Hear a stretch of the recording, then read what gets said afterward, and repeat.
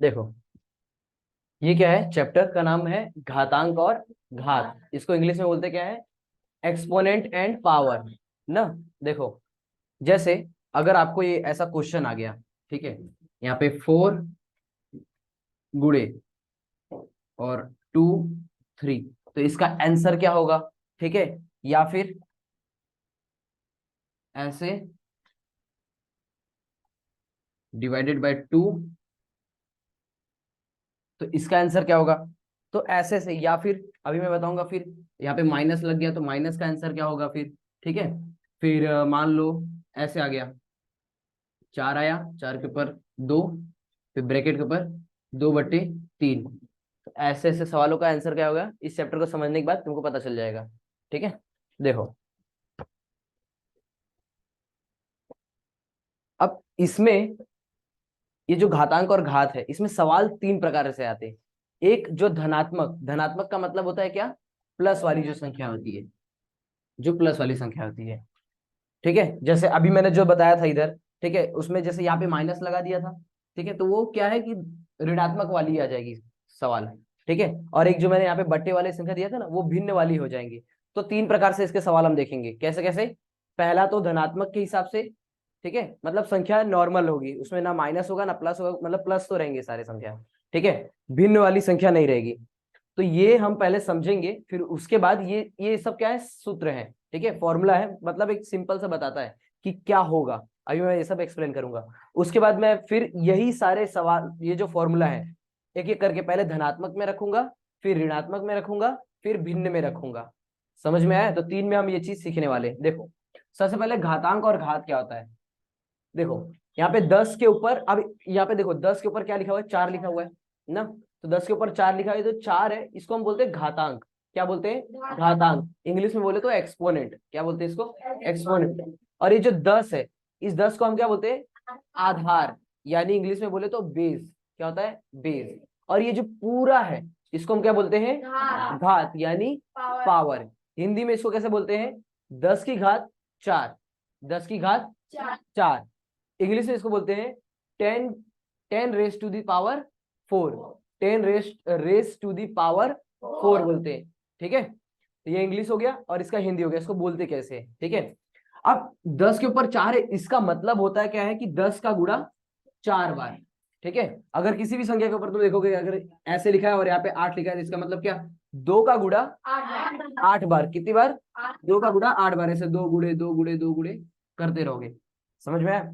तो इसका मतलब होता है 10 के ऊपर 4, मतलब 10 का गुणा 4 बार, ठीक है। अब जैसे मान लो कि आपको आपको सबसे पहले एक चीज क्या आना चाहिए, यहां तक लिख लियो ना, ये लिख लियोगे ना, कोई बात नहीं। आप एक काम करो, अभी नहीं। देखो, आपको सबसे पहले तो वर्ग और घन पता है क्या होता है, वर्ग और घन। चलो कोई नहीं, भी नहीं पता तो कोई बात नहीं। अब जैसे मान लो 2 का गुणा मैं यहाँ पे कितनी बार कर रहा हूँ, 3 बार कर रहा हूँ, ठीक है। तो क्या आएगा, 2 गुणे 2 गुणे 2, कितना आ जाएगा इसका आंसर, 2 दूनी 4, 4 दूनी 8, कौन 6 बोला, 2 दूनी 4, फिर 4 दूनी, तो इसका आंसर क्या आया, 8 ना।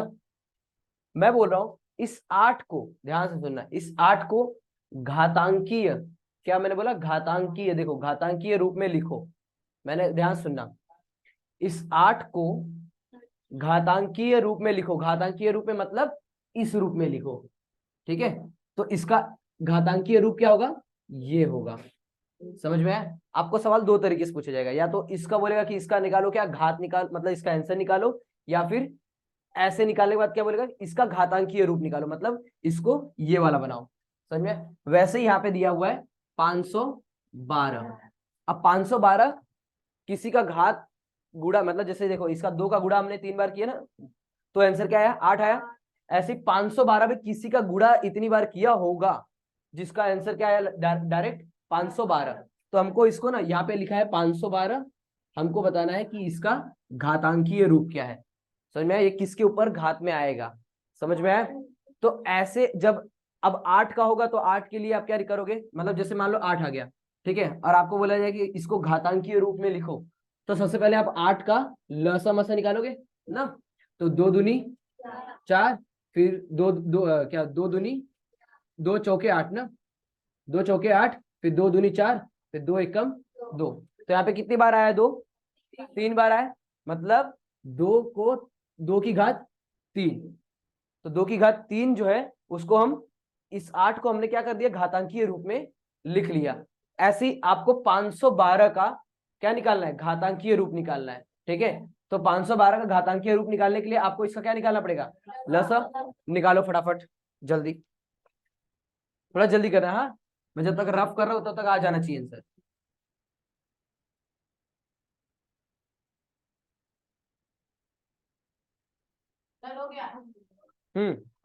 क्या हुआ, कितना आया, मतलब इसका घातांकीय रूप क्या होगा?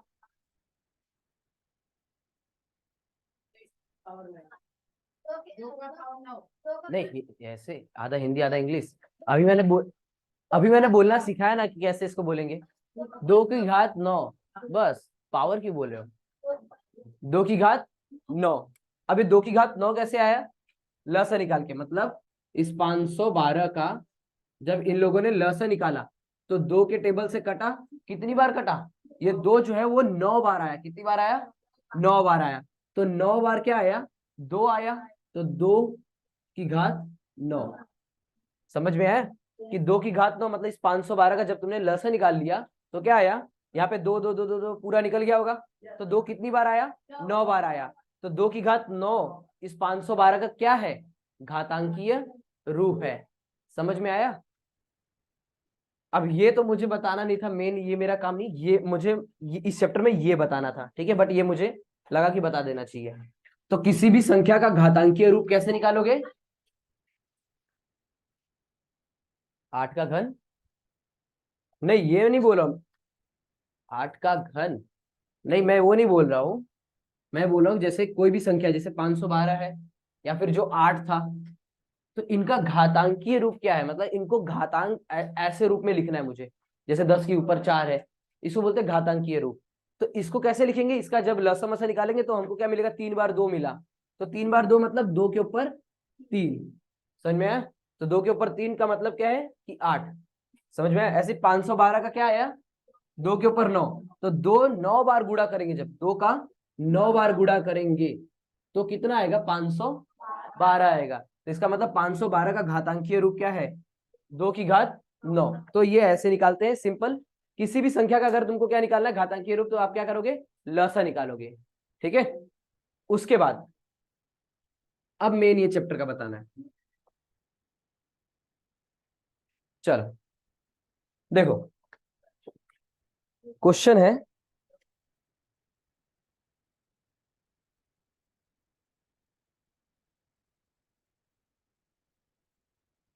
लिख लो फटाक से क्वेश्चन। ठीक है, मेरे मैं जब लिखूं ना, लिख लिया करो, मेरे साथ साथ लिखा करो, पेन छूटना नहीं चाहिए हाथ से। और जब मैं समझाऊं तब आपको सिर्फ समझना है। ठीक है, हो गया ना। देखो ये क्या है, 4 के ऊपर 4 की घात 6 गुणे 4 की घात 2। ठीक है, अब कुछ लोग सोचेंगे क्या कि 4 की घात 6 मतलब 4 को 6 बार गुणा, और 4 की घात 2 मतलब 4 को 2 बार गुणा। देखो ये क्या होगा, ध्यान सुनना, ये क्या होगा, बहुत लंबा जाएगा और वैसे नहीं करना है अपने को। देखो यहाँ पे मैंने इसका फॉर्मूला पहला वाला बताया है कि जब ए हो, ध्यान सुनना, जब कोई संख्या ए हो और उसका गुणा किसके साथ हो, ए के ही साथ हो, मतलब नीचे की दोनों संख्या, यहाँ पे मैंने क्या लिखा है देखो, आधार समान का मतलब क्या, देखो आधार समान का मतलब, आधार मेरा क्या था, ये था ना। तो सबसे पहले देखो, अब इस घातांक के नियम को 2 भागों में बांटा गया है। एक, जिसके आधार समान हो, जिसका आधार समान मतलब 10, आधार क्या है, ये नीचे वाली संख्या, तो जिसका आधार समान हो। फिर उसका दूसरा नियम क्या है, जिसका घातांक समान हो और आधार अलग हो। जैसे पहले वाला सूत्र देखो, जिसमें आधार समान होंगे, तो यहाँ पे देखो ए क्या है और ए, ये दोनों क्या है, आधार है, ये दोनों समान है। ऊपर का जो घातांक है, देखो इसको क्या बोलेंगे हम, घातांक बोलेंगे ना। तो घातांक क्या है, अलग अलग है। ठीक है, फिर नीचे वाले में देखोगे तो ए और ए समान है, मतलब आधार समान है और इसके क्या है, घातांक अलग अलग है। और उसके बाद यहाँ पे देखोगे तो इसमें जो आधार है, वो आधार क्या है, अलग अलग है, पर घातांक क्या है, समान है। तो ऐसे में क्या करना है, फिर इसमें देखो आधार क्या है, अलग अलग है, और घातांक क्या है, सेम है। यहाँ पे गुणा हो रहा है, यहाँ पे भाग हो रहा है। ठीक है, तो देखो अगर ये आपको क्वेश्चन आया कि इसका आंसर निकालो, ठीक है, तो इसका आंसर कैसे निकलेगा? तो सबसे पहले आपको क्या ध्यान देना है कि ये चार जो है वो ए मान लिया मैंने उसको, और ये भी चार सेम ही है, तो मतलब ये भी ए ही होगा। समझ में? और ये अलग है, तो इसको मैंने दे दिया एम नाम, और इसको मैंने दे दिया एन नाम। तो जब ए के ऊपर एम हो गुणा ए के ऊपर एन हो, तो इसका क्या होगा, ए सिर्फ बचेगा क्या, ए ही रहेगा, सिर्फ बचेगा क्या, ए ही रहेगा, और एम और एन का क्या हो जाएगा, सॉरी ये ऊपर रहेगा ना, एम और एन का प्लस हो जाएगा। जब गुणा हो तब, ये ध्यान रखना, जब गुणा हो तब क्या होगा, अब ये जो ए थे वो एक ही ए हो जाएगा, और एम और एन का क्या हो जाएगा, प्लस हो जाएगा। समझ में आया? तो इसका मतलब ध्यान सुनना, तो इसका मतलब कि ये चार को क्या कर लेना है, एक चार लिख लेना है। दो चार होंगे तो एक चार हो गया, क्योंकि ये ए है और ये ए है, और फॉर्मूले के हिसाब से एक ए लिखना है और एम और एन का जोड़ देना है। एम है अपना 6, एन है अपना 2, तो 6 2, तो इसका आंसर आएगा 4 के ऊपर 8। समझ में आया? अब अगला क्वेश्चन, ये क्वेश्चन हो गया इससे रिलेटेड, ध्यान सुनना, ये क्वेश्चन हो गया पहले वाले फॉर्मूला से रिलेटेड। यहाँ पे लिख देता हूँ, हर एक फॉर्मूला को बताऊंगा। दूसरा वाला जो फॉर्मूला है, दूसरा वाला सवाल देखिए तो, ए के ऊपर एम भागे ए के ऊपर एन, तो इसका मैं सवाल दे रहा हूं 4 भागे 4, वही ले लेता हूं।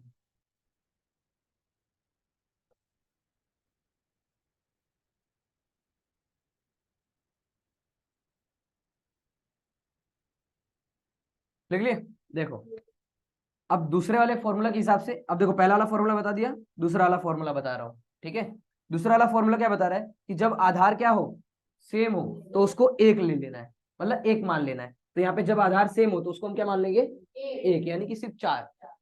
समझ में आया? और यहाँ पे एम और एन का क्या कर देना है, माइनस कर देना है, मतलब 6 में से 2 को घटा देना है। तो इसका क्या आंसर आएगा, तो इसका आंसर बचेगा 4 के ऊपर 4, ये होगा इसका आंसर। समझ में आया? ये 8वीं क्लास में ना, सेमेस्टर 2 में आएगा ये चैप्टर। 1 में है नहीं, शायद सेमेस्टर 2 में आएगा, देख लेना। ठीक है, ये आएगा चैप्टर। चलो अब पहला वाला फॉर्मूला बता दिया, दूसरा वाला फॉर्मूला बता दिया, अब तीसरा नहीं, जो अलग नियम है, मतलब जब अब क्या होंगे, घातांक समान होंगे, मतलब ऊपर की संख्या समान होगी, नीचे की संख्या अलग होगी, तब क्या करना है ये बता रहा हूं। तो ये हो गया ना, इसको मैं रफ कर देता हूं। तो ये पहले वाले नियम के दोनों फॉर्मूला हो गए।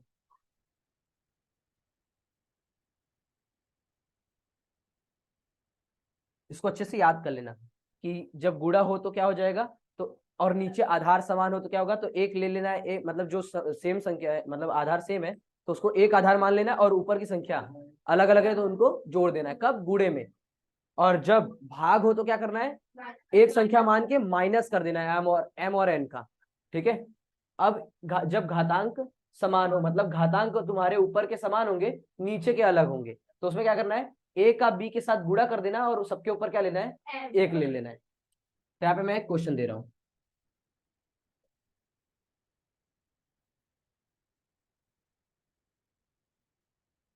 6 गुणे, अब इसके हिसाब से क्या बोल रहा है, इसके हिसाब से बोल रहा है ए और बी का आप क्या कर दो, एक ब्रैकेट में रख दो, और बीच में क्या कर दो, गुणा कर दो, मतलब 6 को 4 से गुणा, और एक ब्रैकेट के अंदर। आगे देखो, सीधे बैठो, सीधे सीधे सीधे बैठो, सीधे। ठीक है, और क्या ले लेना है, ऊपर की संख्या को एक ही मान लेना, मतलब जब घातांक समान होंगे तो ए बी को अंदर रखेंगे ब्रैकेट के, और गुणा कर देंगे, और एम को सिर्फ एक एम को ऊपर लगा देंगे, तो यहाँ पे क्या आएगा, सिर्फ 4। तो इसका आंसर क्या होगा, सिंपली 6 चौक 24 के ऊपर 4, ये होगा इसका आंसर। समझ में आया? फिर उसके बाद इसका एकदम उल्टा, भाग में, यहाँ पे भी सेम क्वेश्चन ले लेता हूं।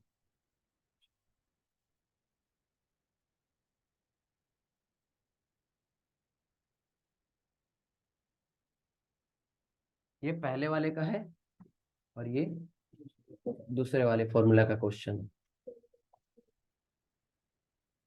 और अभी मैं क्या बता रहा हूँ, देखो सारी संख्या क्या है धनात्मक में, कहीं भी तुमको माइनस वाइनस की संख्या दिख नहीं रही होगी इस सवालों में, समझ में। अभी मैं माइनस वाली भी संख्या दिखाऊंगा इसमें, ठीक है। चलो, अब यहाँ पे भाग के हिसाब से क्या, ये रहा भाग का नियम।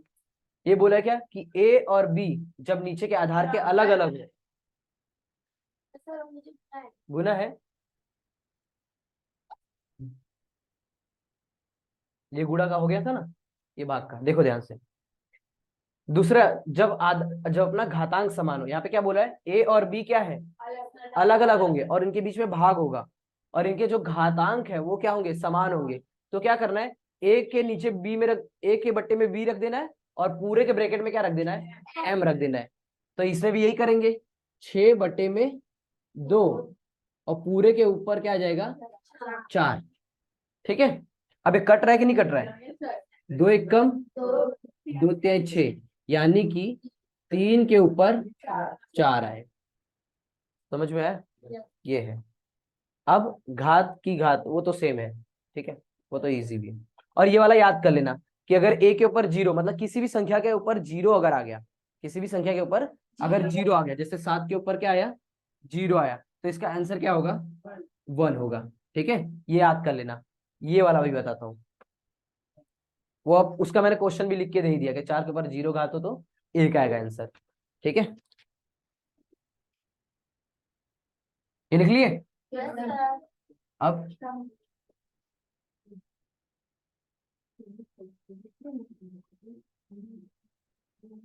ये लास्ट वाला भी इजी है, घात की घात निकालना। जैसे अब यहाँ पे क्वेश्चन दे देता हूँ घात की घात निकालने के लिए।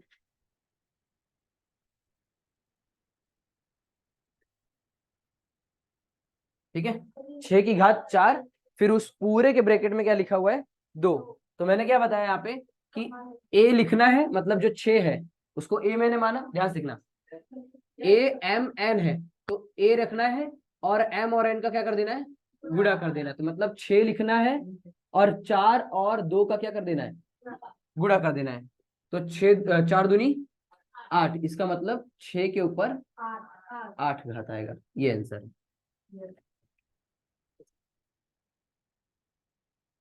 अब इसके बाद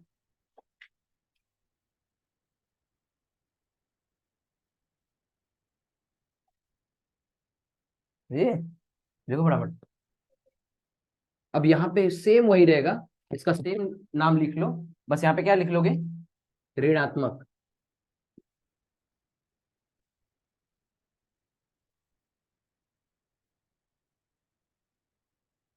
फटाफट करो यार।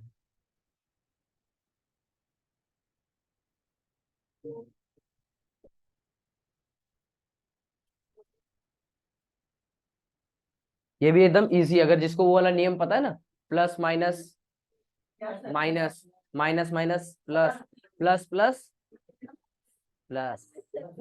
अच्छा, हाँ, चलो, जिसको वो पता है वो जिसको वो पता है उसी से ही होगा, और ये इजी भी है। चलो देखो, फॉर्मूले नहीं बदलने वाले, फॉर्मूले सब में एक ही रहेंगे, बस चिन्ह और बट्टे वो सब लग जाएंगे, बस उसमें ध्यान देना है। ठीक है, तो अब ये लिख लो फटाफट, घातांकों का हल जब ऋणात्मक, ये लिख लिए ना, जब क्या हो, ऋणात्मक संख्याएं होंगी, मतलब माइनस की अब संख्या होगी, तब कैसे इसके हल निकालने। तो सबसे पहले एग्जाम्पल, अब यहीं से, जैसे मैंने प्लस वाले शुरू शुरू किए थे ना यहाँ से, वैसे अब माइनस के भी यहीं से शुरू करूंगा। तो फर्स्ट फॉर्मूला के क्वेश्चन क्या है, फर्स्ट फॉर्मूला का क्वेश्चन,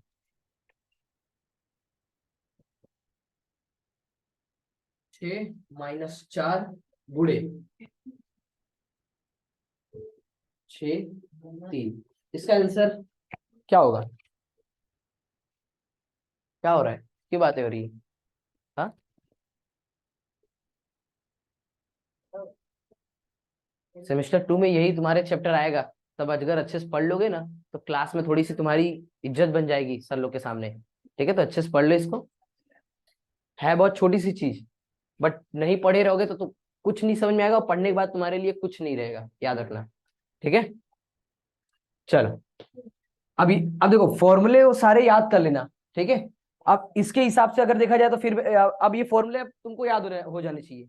अगर आप सवाल देखोगे तो सबसे पहले क्या देखोगे कि ये नीचे के क्या है, सेम है, तो ले लेना है 6।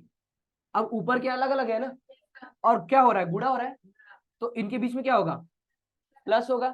तो -4 प्लस 3। अब इसका आंसर क्या होगा, अब मैंने क्या बताया, जिसको प्लस माइनस का आता है वो इसका आंसर बता देगा। देखो प्लस माइनस, माइनस 4 में से 3 गया तो 1 बचा, प्लस में आएगा कि माइनस में, माइनस में, तो 6 -1। समझ में आया, ये इसका आंसर है। एक और नियम लिख लो यहाँ पे, ध्यान सुनिए, एक और नियम इसी कहीं में जोड़ दो, ये वाला।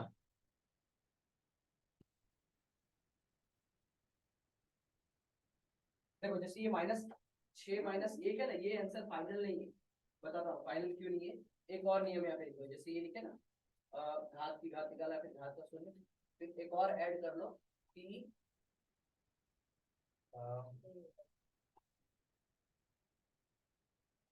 ऋणात्मक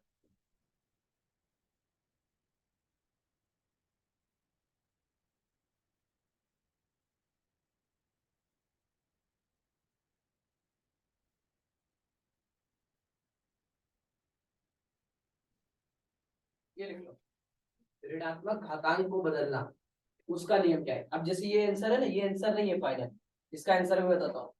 जैसे a के ऊपर अगर -m हो, ध्यान से, a के ऊपर कोई माइनस की संख्या बचेगी तो उसको आप 1/में am ले लोगे और माइनस के चिन्ह हटा दोगे। ये है नियम, ये है रूल। इसका मतलब कि इसका फाइनल आंसर क्या है, इसका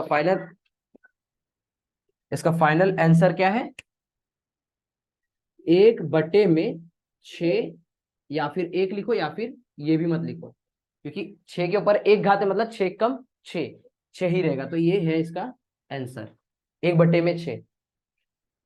या फिर अभी समझने के लिए लिख लो बाद में, 1 के ऊपर 6, ठीक है। ये मैंने लास्ट एक नियम और लिखा है बस, ये वाला, कि जब a -m हो, ध्यान सुनना, मतलब कोई संख्या होगी उसके ऊपर माइनस में कोई संख्या लिखी होगी, तो आपको क्या करना है, उस -m को बट्टे के नीचे लाना है और प्लस में कर देना है, और ऊपर क्या लिख देना है, 1 लिख देना है। ये नियम है। तो जैसे यहाँ पे क्या आ रहा था, 6 -m, देखो 6 -1, इसका मतलब ये क्या हो रहा है, a -m हो रहा है, और a -m को भी मैंने क्या बताया, 1/a लगा देना है वहां पे, तो 6 की घात 1, और इसका आंसर क्या होता है, 1/6, मतलब 6 की किसी भी संख्या की घात अगर 1 हो तो वही संख्या होगी। जैसे 6 के ऊपर 1 है तो इसका मतलब क्या, 6 का गुणा एक बार, मतलब 6 कम 6 ही रहेगा। तो इसको चाहे ऐसे लिखो और ऐसे लिखो, बात एक ही है। समझ में आया, तो ये हो गया।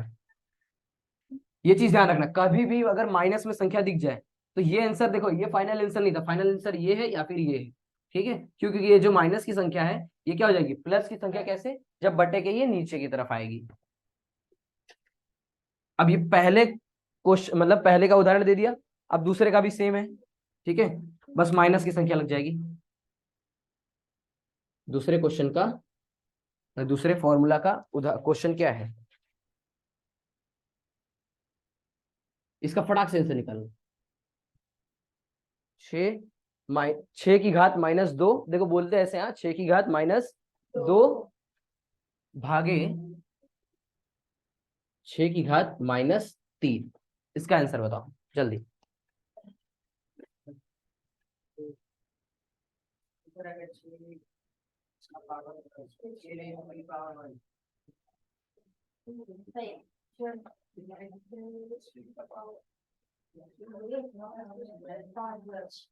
हाँ वो ध्यान रखना।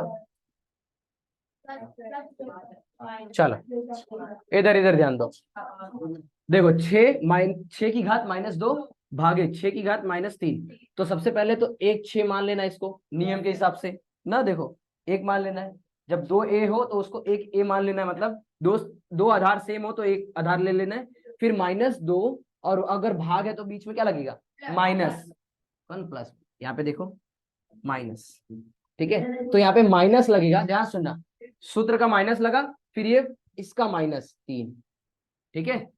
अब ये कैसे होगा, माइनस माइनस प्लस, मतलब 6 - 2 +3 ऐसे होगा। अब प्लस माइनस 3 में से 2 गया तो 1 बचा, ध्यान सुनना, प्लस माइनस क्या हुआ, तो 6 की घात क्या होगा 1, और प्लस में 1, क्योंकि बड़ी संख्या कौन है 3 है ना, और वो प्लस में, तो 6 की घात 1, ठीक है। तो ये इसका आंसर है। पटाखा अब दिवाली निभी दिया, फिर भी अभी भी शौक नहीं गया लोगों का।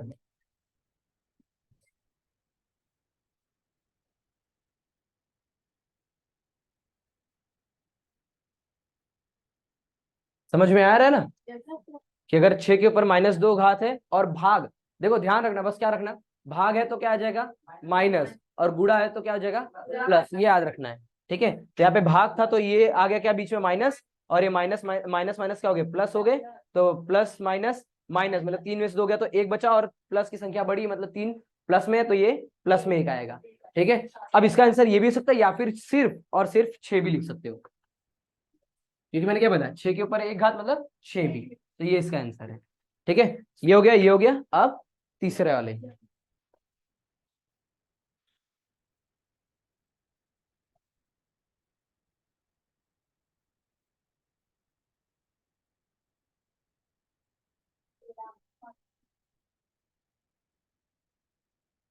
अब थोड़ा सा अलग दूंगा इसका, क्वेश्चन 1 का फॉर्मूला, -4 की घात -3 गुणे फिर -5, और इसमें घातांक समान करना है, मतलब -3, इसका क्या हो गया आंसर, -4 की घात -3 गुणे -5 की घात -3। अब इसमें देखो ऊपर के घातांक समान है, पहले वाले नियम के घातांक अलग अलग थे, आधार समान थे, आधार इनको बोलते हैं, इसलिए पहले मैंने लिखवा दिया, ये आधार है, ये घातांक है, और इस पूरे को घात बोलते हैं, ठीक है। तो ये क्या है आधार है, और ये क्या है घातांक है, इसमें घातांक समान है आधार अलग है, इसमें आधार समान थे घातांक अलग थे। तो अब इसमें कौन सा नियम, ये वाला लगेगा। तो इसका मतलब क्या करना है, ए और बी का गुणा कर देना है, और ऊपर क्या ले लेना है, एक घातांक ले लेना है, ठीक है। तो इसको करो फटाफट, इसका क्या आंसर है देखो, -4 गुणे -5 पूरे के ब्रैकेट में रख दिया, ठीक है। देखो देखो अभी अभी अभी आंसर मत निकालो, अभी इधर देखो ध्यान से, -4 गुणे -5 पूरे के ऊपर क्या ले लेना है -3। अब इसको पहले गुणा करो फटाफट, 4 पंचे 20, माइनस माइनस प्लस, मतलब प्लस में 20 आएगा, क्या आया प्लस में 20, 4 पंचे 20 आया, प्लस में 20 आया, क्योंकि माइनस माइनस प्लस, और इसमें हम गुड़ा गुड़ा जब हो तो हम वो ध्यान नहीं देते कि कौन बड़ा है कौन छोटा है, मैंने बता दिया था पहले ही क्लास में, ठीक है। और यहाँ पे क्या आएगा -3। अब क्या यही आंसर है फाइनल, नहीं, ये वाला नियम लगाओ, इस नियम के हिसाब से माइनस जो है वो प्लस में हो जाएगा, कैसे 1/20 ये है इसका आंसर, 1/20 ये इसका आंसर है। हाँ मतलब समझा नहीं, फिर से बोलो, 1/20 ब्रैकेट के ऊपर 3, हाँ वो भी ठीक है, बट उसका मतलब भी तो एक ही हो रहा है, ठीक है। अब यहाँ पे चलेगा, लिख सकते हो उसमें कोई नहीं। हाँ ये मैंने क्या बताया, जब कोई संख्या होगी और उसके ऊपर कोई माइनस की घात होगी, तो आपको क्या करना है, उसको नीचे लेना है। इसका मतलब पहले समझो थोड़ा सा, देखो अगर कोई एक संख्या होगी, उसकी अगर घात -m होगी, समझ में आया? उसको हमको प्लस में लाना है। अब इस जो माइनस है ना, इसको प्लस में लाने के लिए हम इसके नीचे एक मानेंगे, एक मानेंगे, और जब ये नीचे आती, डिवाइड के नीचे आती, मतलब इस बट्टे के नीचे आएगी और ये ऊपर जाएगी, तो इसकी चिन्ह बदल जाएगी, मतलब ए हो जाएगा प्लस का m और बटे के ऊपर एक, तो ये होता है इसका। तो आपको कोई भी संख्या अगर दी होगी 20 की घात -3, तो 20 की घात -3 आएगी नीचे, प्लस में हो जाएगी, और ऊपर क्या मान लेना है, 1 मान लेना है। तो इसका आंसर ये होगा। ठीक है, देखो माइनस वाले में सिर्फ क्या कहाँ पे ध्यान देना था, यहीं पे, माइनस वाले नियम में बस यही ध्यान देना है, बाकी सारे नियम सेम ही थे। ठीक है,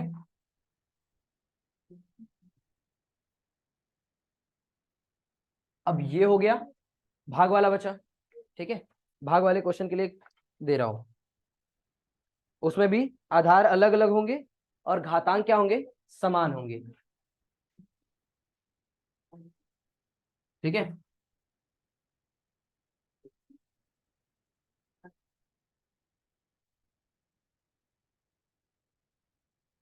इसका आंसर निकालो।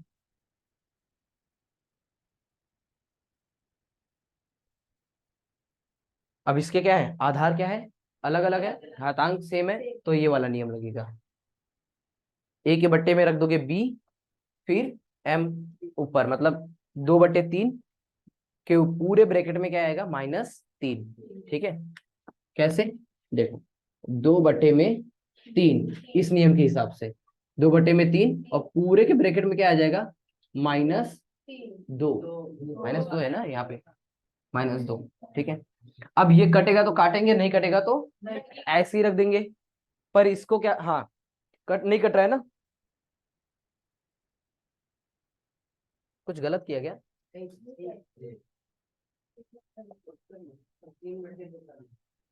ए के ऊपर B, A divided by B, M और एम। सही है।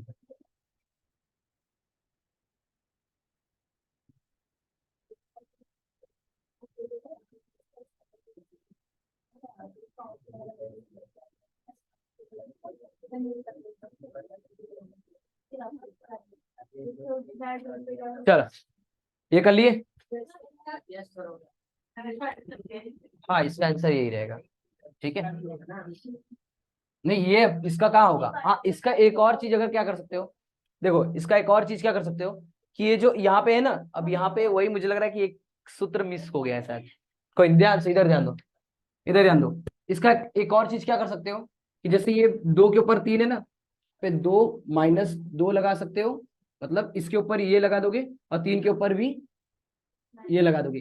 कोई ये गलत नहीं है, क्यों, क्योंकि ये सवाल जैसा था हमने वैसा ही लिख दिया, मतलब थोड़ा सा, जैसे देखो 2 के ऊपर -2 था, फिर भाग का चिन्ह है, तो 2 के ऊपर -2, फिर भाग का चिन्ह, फिर 3 के ऊपर -2, मतलब इसको ऐसे लिख दिया। ठीक है, तो इसको ऐसे भी लिख सकते हो, याद रखना, इसको ऐसे भी लिख सकते हो।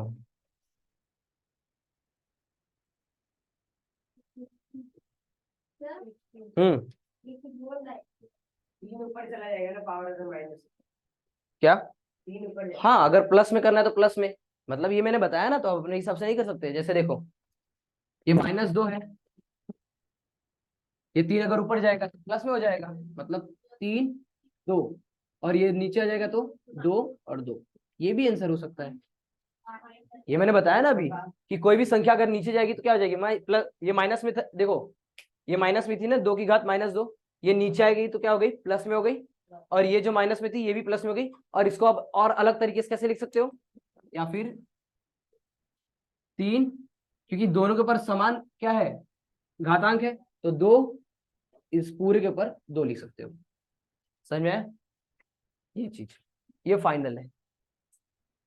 ठीक है, हम इसमें भी वही चीज कर सकते थे, कैसे, 3 को ऊपर ले लेते, 2 को नीचे ले लेते, और माइनस के यहाँ पे प्लस लगा देते, बात एक ही था।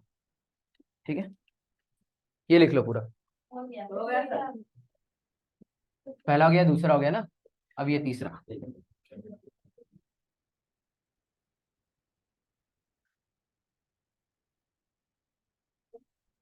ये भी इजी है, क्या हुआ,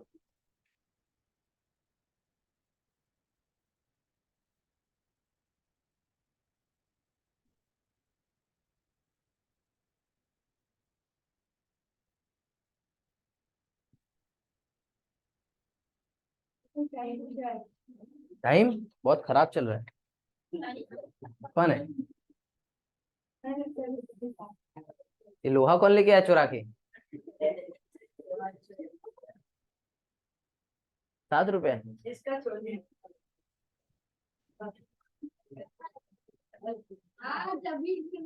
चलो इसका आंसर निकाल लो आज अभी और इसी वक्त।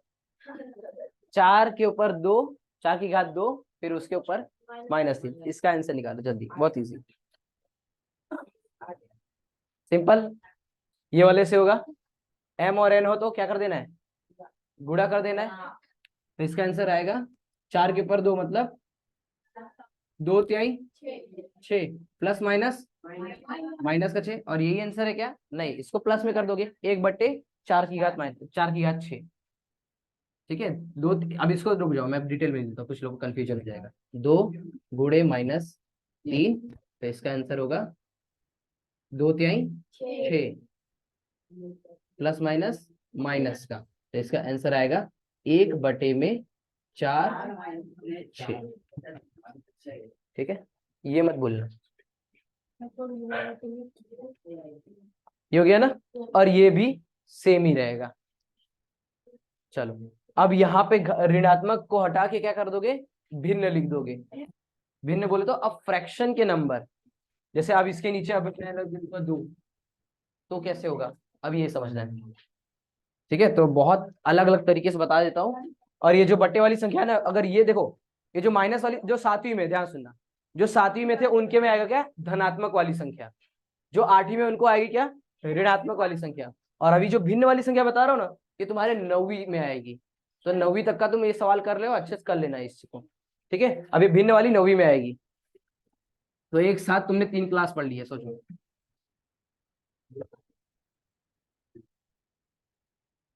अब 9वीं पढ़ोगे। चलो यहाँ पे क्या आ जाएगा बस, अब यहाँ पे लिख दो भिन्न। भिन्न का मतलब लिख सकते हो बट्टे वाली संख्या, बट्टे वाली संख्या। क्लियर। चलो अब 9th क्लास का क्वेश्चन देता हूँ।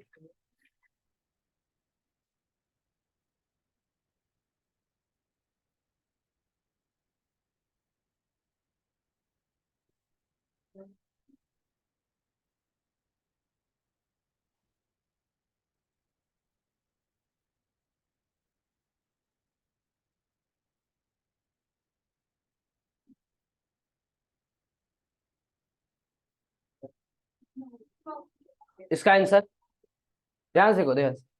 अब देखो, अब ये तुमको खुद से थोड़ा सा दिमाग लगाना है। ठीक है, अब देखो, ये सिंपल सी बात है, किसकी तरह फॉर्मूला, ये सवाल किस फॉर्मूले की तरह दिख रहा है और इसका आंसर क्या आएगा, ये थोड़ा सा आपको 30 सेकंड के अंदर निकालना है। थोड़ा सा दिमाग लगाना, फिर मैं बताता हूँ।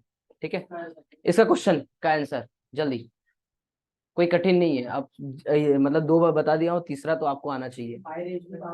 देखो सिंपल, ये लग रहा है किसकी तरह, इसकी तरह। ठीक है, तो 5 3 गुणे 7/3। अब ये आपको पता रहना चाहिए, आपको आता है कि ये 3 से ये 3 कट सकता है। ठीक है, बट इसका और इससे गुणा होगा, कटेगा नहीं। तो कुछ बचा नहीं, बचा तो सिर्फ 3 आएगा, मतलब 7 आएगा। तो 5 के ऊपर 7, ये इसका आंसर। समझ में आया, ध्यान से देखो। क्या, ध्यान से देखना, ध्यान से देखना, ये कैसे किया, फिर से सुनो सुनो। देखो 5 के ऊपर 3, फिर उस पूरे के ब्रैकेट में क्या 7/3 ना। तो ये दिख किसकी तरह रहा है, इसकी तरह ना। अब ये भले n जो है, n वाली संख्या बट्टे में आ गई है। ठीक है, पर इसको और इसको क्या करना है, गुणा करना है इस नियम के हिसाब से। तो मैंने क्या किया, इसको, ये m है मेरा, ध्यान सुनो, ये मेरा m है और ये मेरा, ये पूरा मेरा n है। तो मैंने m को n के साथ क्या कर दिया, गुणा कर दिया। तो अब ये गुणा गुणा में जब मैंने रखा, ये 3 से ये 3 पहले ही दिख रहा है, कट रहा है। इसको काट दिया, बचा क्या, सिर्फ 7। अभी कुछ नहीं बचा, बचा सिर्फ 7। तो 5 के ऊपर क्या लग जाएगा, 7। तो इसका थोड़ी ना गुणा होगा, ये फिर ऐसे ही रहेगा। कुछ बचा हो मतलब, जैसे अब मान ले यहाँ पे, मतलब कोई संख्या अगर कट ही नहीं रही है, तो उसका गुणा कर देना उससे। समझ में आया, जैसे ये तो कट गई, तो मैंने बता दिया कि कट गई तो सिंपल काट देंगे, नहीं कटेगी तो गुणा कर देंगे। ठीक है,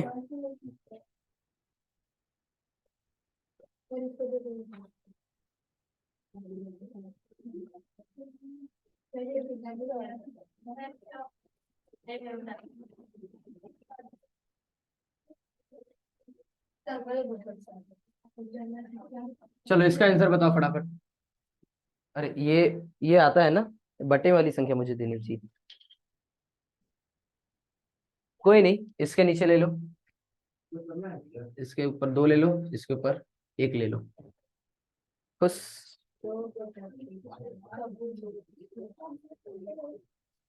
रुक जाओ, और थोड़ा और आसान कर लो।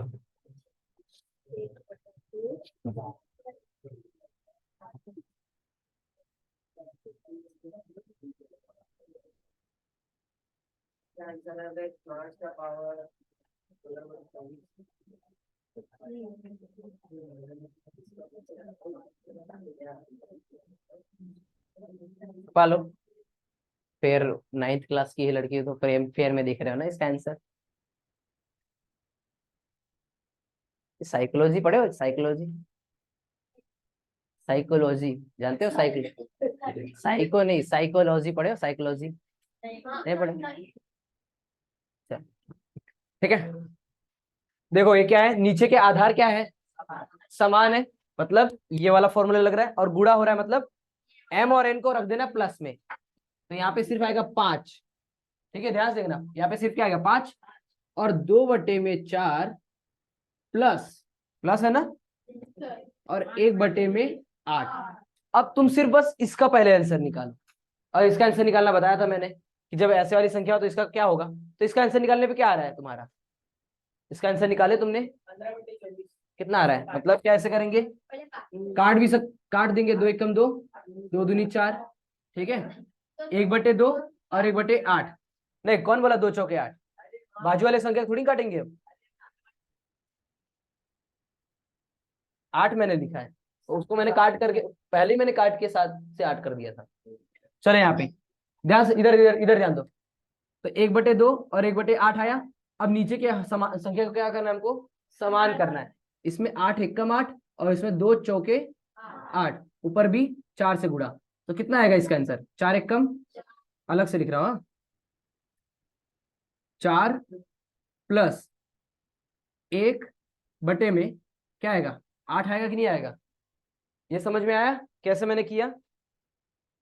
4 एकम 4 और 4 दूनी 8, नीचे 8 हो जाएंगे मेरे समान, फिर ऊपर 1 से इसका इसका 4 से गुणा होगा, इसका 1 के साथ गुणा होगा, तो यहाँ पे क्या आएगा? 4 प्लस 1/8, 4 और 1 कितना होता है? 5, यानी कि 5/8 ये आएगा। अगर ये कट रहा है तो काटेंगे, नहीं कट रहा है तो ऐसे ही रख देंगे। समझ में आया?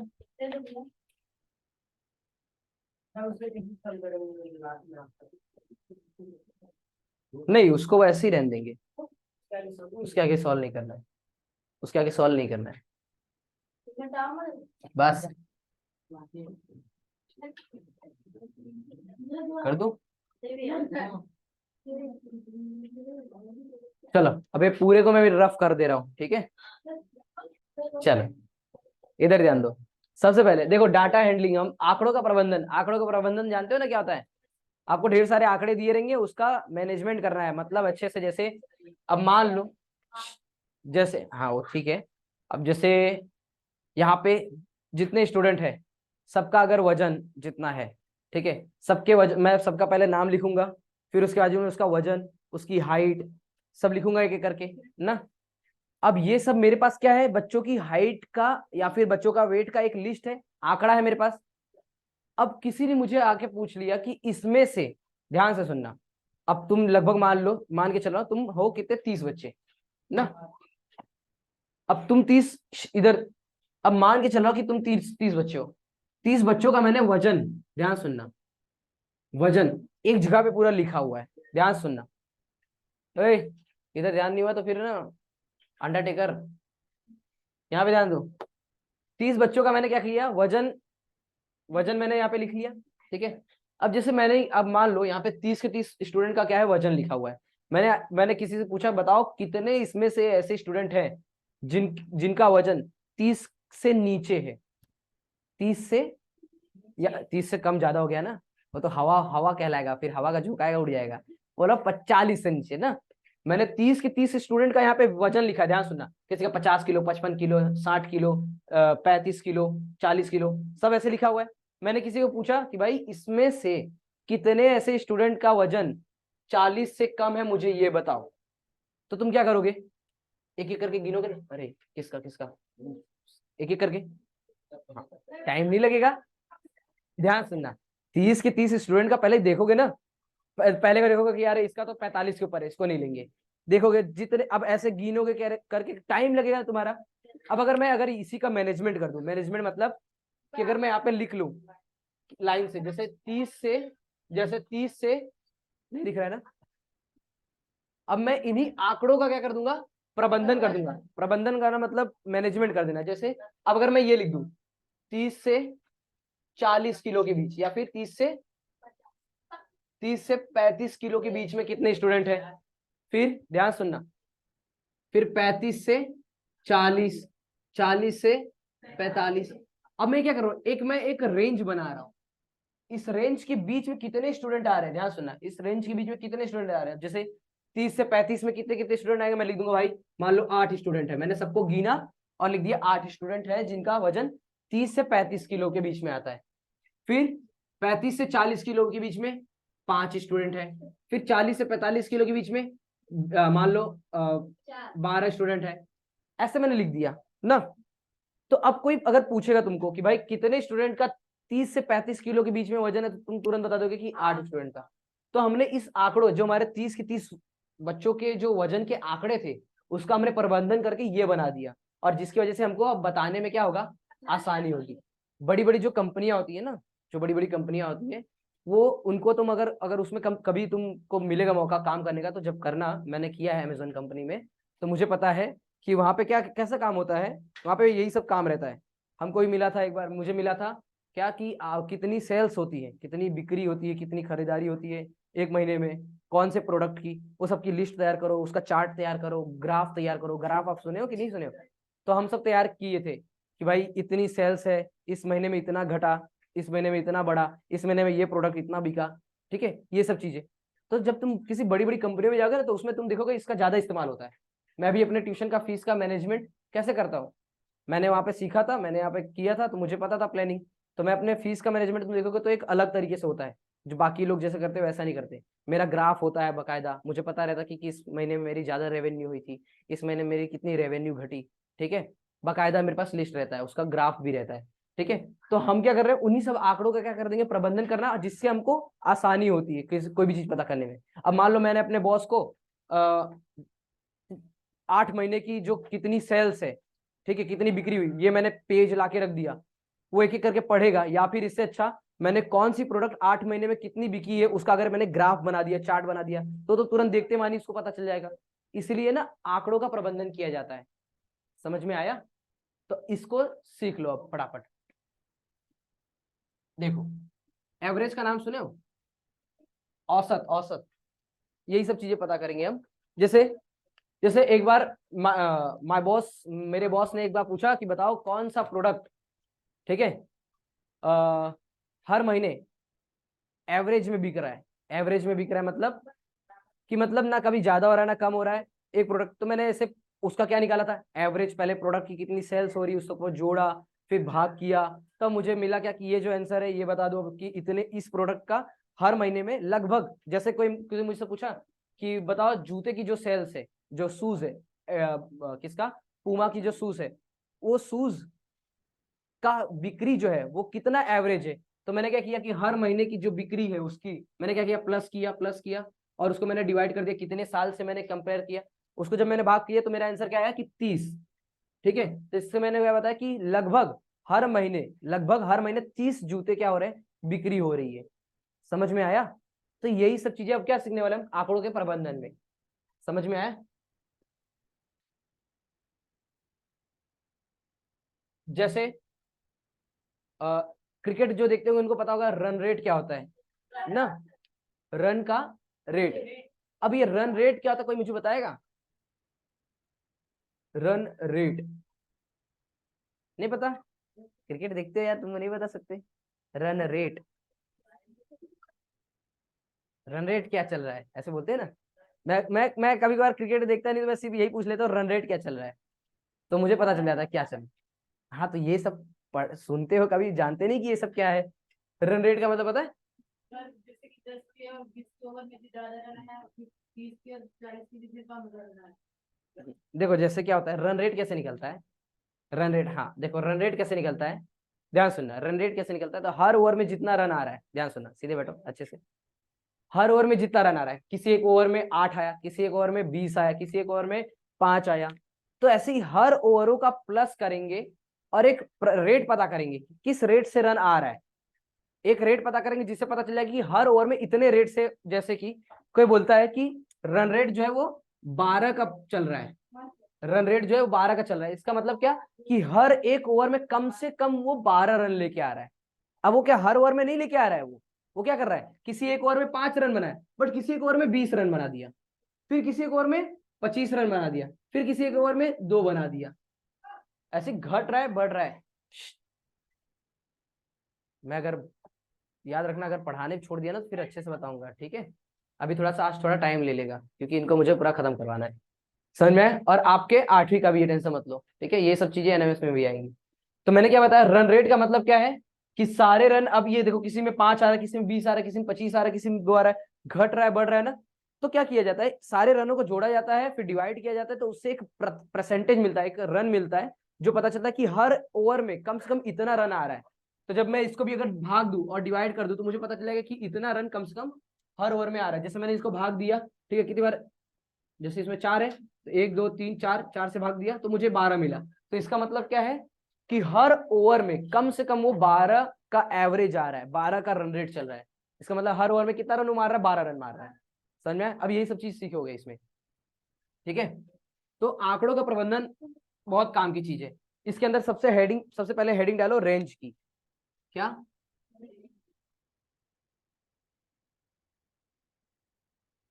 रेंज की स्पेलिंग, सॉरी, रेंज का हिंदी में क्या होता है, रेंज को हिंदी में बोलते हैं प्रसार,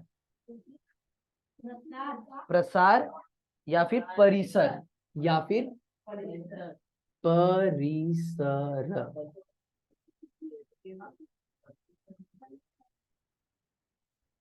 जैसे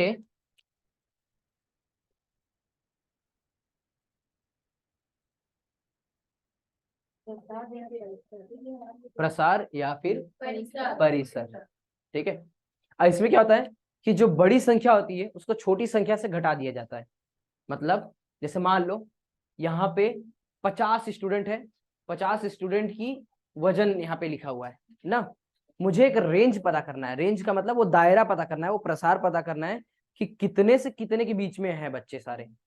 तो मैं सबसे ज्यादा जो वजन का है उसको, सबसे जो कम का वजन जो है उसको जब घटा दूंगा तो मुझे क्या मिलेगा, रेंज मिलेगा। यानी इसका फॉर्मूला क्या है, इसका फॉर्मूला है, ये लिख लो फटाफट, कि बड़ी संख्या का माइनस छोटी छोटी संख्या।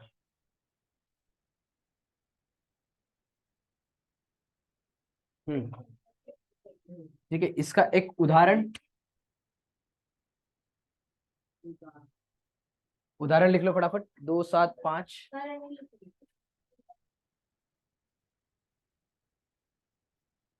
ठीक है, अब इसका मुझे क्या पता करना है, इसको कैसे दर्शाते हैं, आर से दर्शाते हैं, याद रखना, इसको लिख लेना, इसको आर से दर्शाते हैं।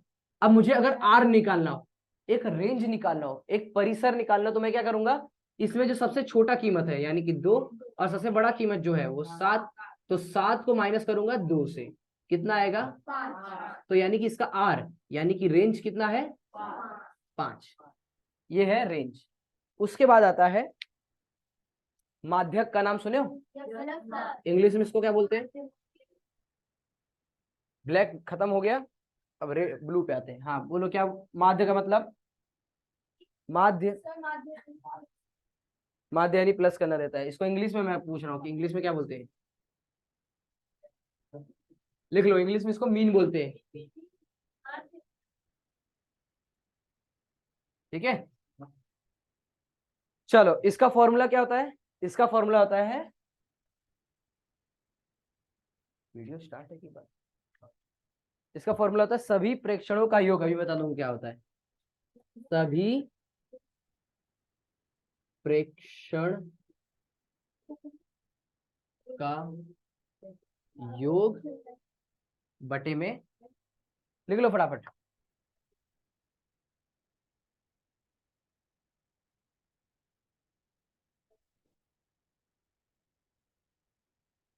इंग्लिश में क्या इसको बोलेंगे? सम ऑफ ऑल ऑब्जर्वेशन। इसी का है इंग्लिश क्या है? सम का मतलब होता है जोड़।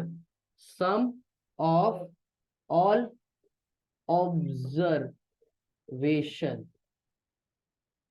Sum of all observation divided by, मतलब उसका भाग number of observation. Number of observation. इसका एक उदाहरण लिखो।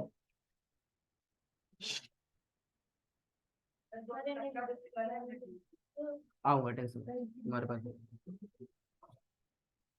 हिंदी लिखो। चलो इसका जैसे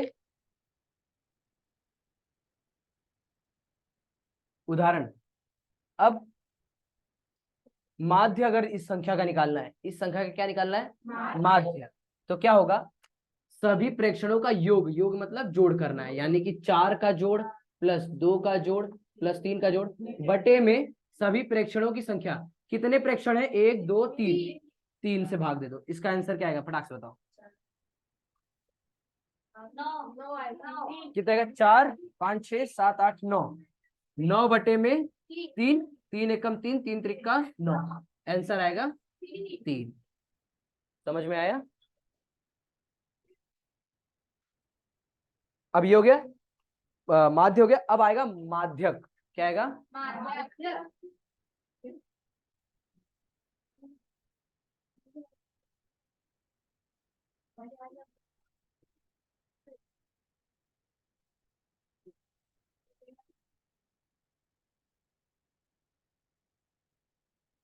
इंग्लिश में इसको बोलते हैं मीडियन। मीडियन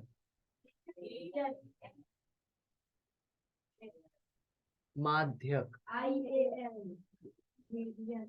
माध्य हो गया था, अब ये माध्यक। ठीक है।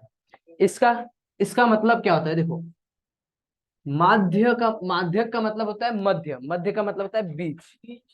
जैसे हमें 10 संख्या दी होगी, 10 या 12 संख्या दी होगी, उसकी बीच की संख्या क्या है? वही क्या है? माध्यक है। समझ में आया? इसमें इसको अगर इसका आंसर निकालना है तो हमें सबसे पहले चढ़ते क्रम में उस संख्या को लिखना पड़ेगा। याद रखना, यहाँ पे लिख लो, चढ़ते क्रम में संख्या होनी चाहिए। चढ़ते क्रम में वो संख्या होनी चाहिए, तभी हम क्या निकाल लेंगे? उसका माध्यक ना। 2 4 3 उदाहरण ले लो।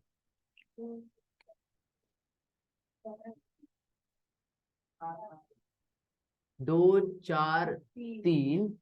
ठीक है।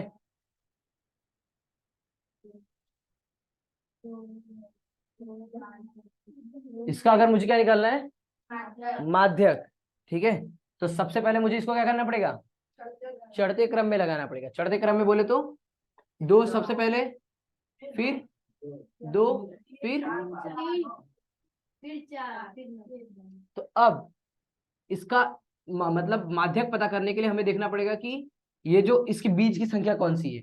देखो यहाँ पे 2 है, यहाँ पे 2 है, बची संख्या कौन? 3। तो इसका आंसर आएगा 3।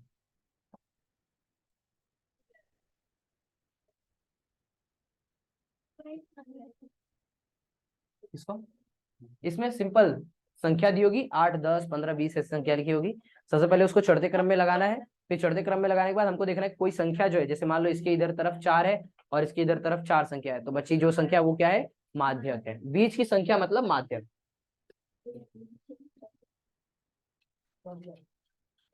अब उसके बाद बहुलक। बहुलक। बहुलक किसको पता है?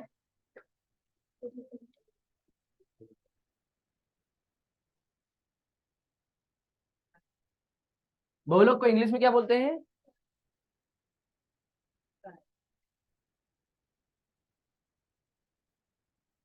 मोड बोलते हैं। क्या बोलते हैं? मोड बोलते हैं। ठीक है, इसका मतलब क्या होता है? इसका मतलब सिंपल सी बात है कि कोई संख्या, जैसे ढेर सारी आंकड़े दिए होंगे, उन आंकड़ों में कौन सी संख्या जो ज्यादा और जो जितनी बार रिपीट हो रहा हो ना, और वो जितनी बार रिपीट हो रहा हो ना, जैसे यहाँ पे इधर चलो,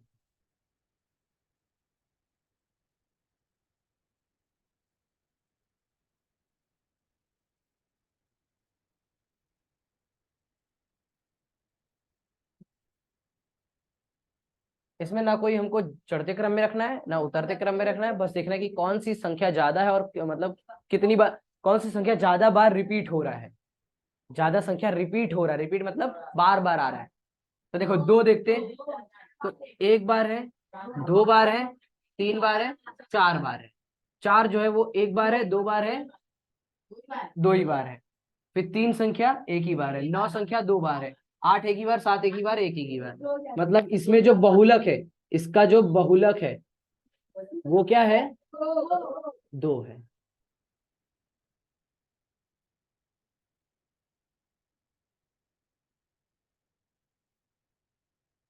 ठीक है, और इसको आप चढ़ते या उतरते क्रम में भी कर सकते हो, तुम्हारी मर्जी। ठीक है,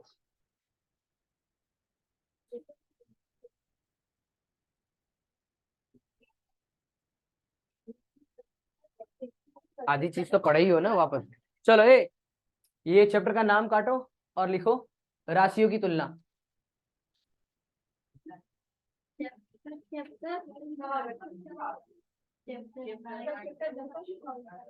देखते चलो।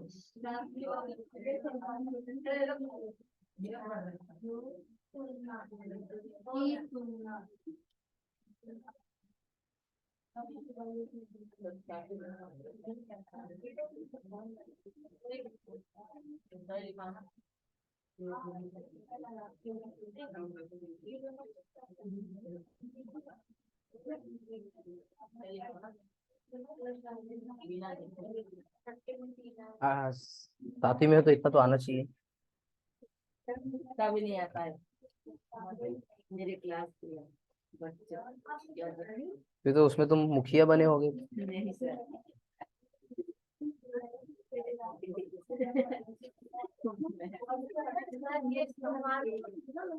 चलो यहाँ पे सबसे पहले इसमें हम देखेंगे किसी भी वस्तु का कीमत पता करना।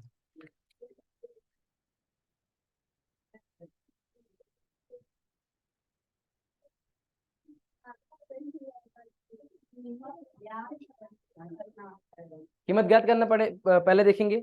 जैसे अगर मैं छुट्टी होने दो थोड़ा सा, फिर बताओ।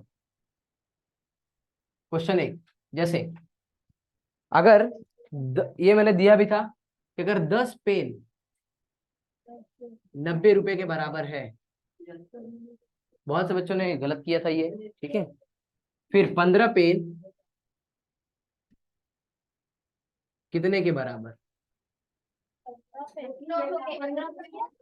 अब ये देखते हैं। अब ये मैंने जो दिया है, ध्यान सुनना, ये मैंने जो दिया है, क्या बोलते हैं, हाँ, ये मैंने जो दिया है, ये मैं एक क्वेश्चन समझा रहा हूँ, बट इसका एक छोटा सा नियम है, वो याद कर लेना, फिर किसी पे भी लगाओगे तो वो लग जाएगा। जैसे यहाँ पे एक नोट करके बाजू में लिखो, इसके नोट।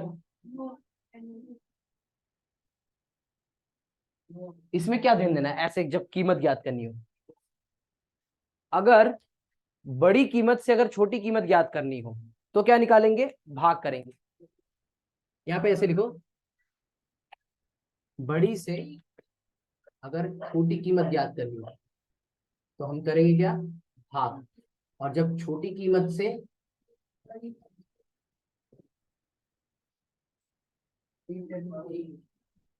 बस ये ध्यान देना, छोटी कीमत जब होगी इसमें,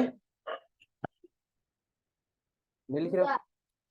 क्यों नहीं लिख रहे हो? ए पेन एक्स्ट्रा है तो दो, पेन एक्स्ट्रा है, जल्दी दो। चलो चलो इसको कैसे ज्ञात करेंगे? 10, देखो इधर इधर इधर इधर ध्यान दो। देखो 10 पेन की कीमत कितनी है? 90 रुपया। तो 15 पेन की कीमत कितनी? ठीक है, तो सबसे पहले आपको एक पेन की कीमत ज्ञात करनी है। क्या ज्ञात करनी है? एक पेन की कीमत। तो यहाँ पे लिखोगे एक पेन की कीमत।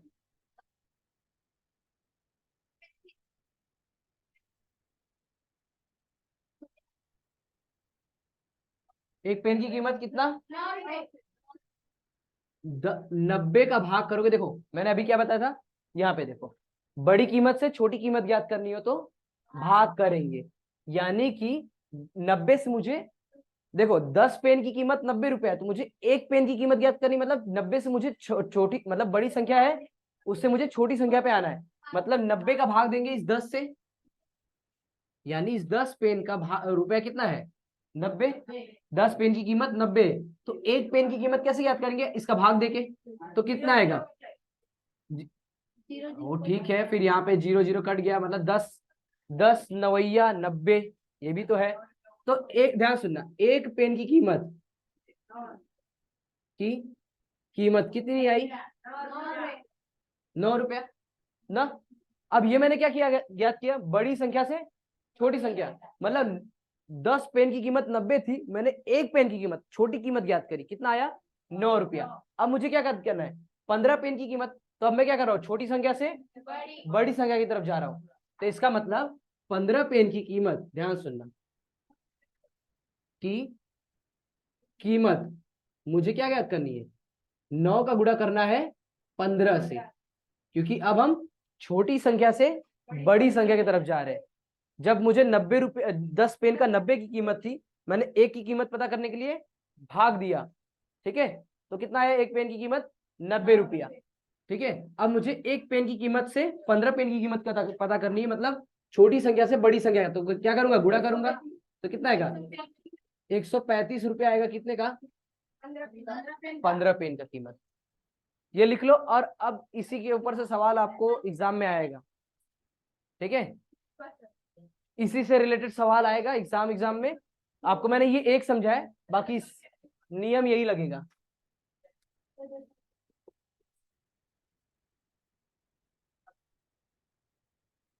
ये खत्म कहाँ हुआ है?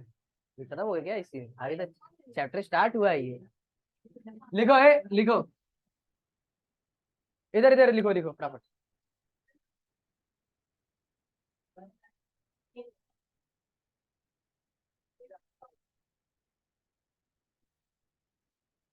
लिखो फटाफट, प्रतिशत। प्रतिशत लिखो हेडिंग। ठीक है, थोड़ा सा अब प्रतिशत में क्या क्या चीजें देखना है, ये तुम्हारे ध्यान सुनना, जो NMMS का एग्जाम दे रहे हैं ना, उन समय ये छोटी छोटी की आएगी एग्जाम में। ठीक है, प्रतिशत का अब हम सबसे पहले देखेंगे जो भिन्न होता है, भिन्न को प्रतिशत में कैसे बदला जाता है। जैसे इसमें सबसे पहले लिखेंगे हम भिन्न को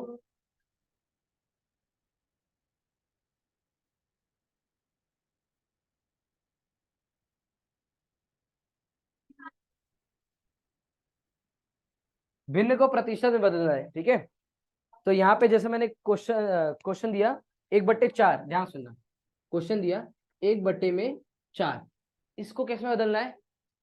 परसेंटेज में बदलना है। 1/4, ध्यान सुनना, 1/4 को मुझे किस में बदलना है?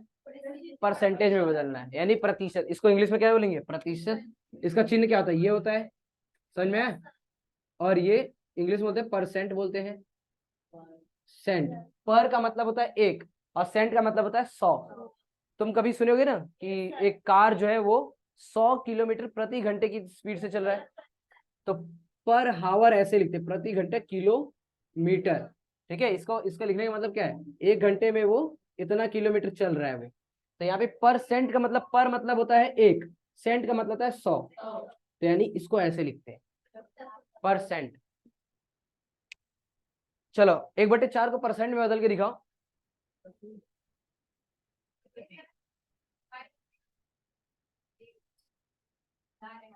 और कितना आया?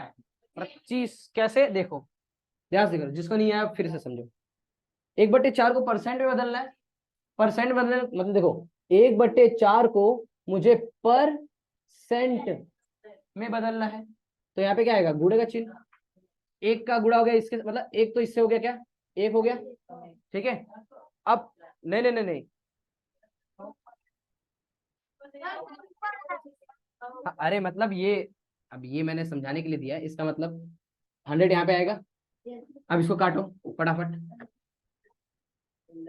4, 4 एकम 4, 4 दूनी 8 और 4 पंचे, यानी कितना आया, 1/4 जो है वो 25%। तो कोई भी भिन्न होगा, उस भिन्न को कैसे परसेंट में बदलना है, तो ऐसे बदल देंगे सिंपली, बस 100 का गुणा कर देना है। क्या करना है, यहाँ पे 100 का गुणा कर देना है, तो उसका गुणा काट देना है, ठीक है, ये नहीं कि उसका गुणा कर देना है पूरे संख्या से। तो कितना आया, 25% आया, ठीक है। बस छुट्टी करूंगा, उसके बाद ही आ पाऊंगा।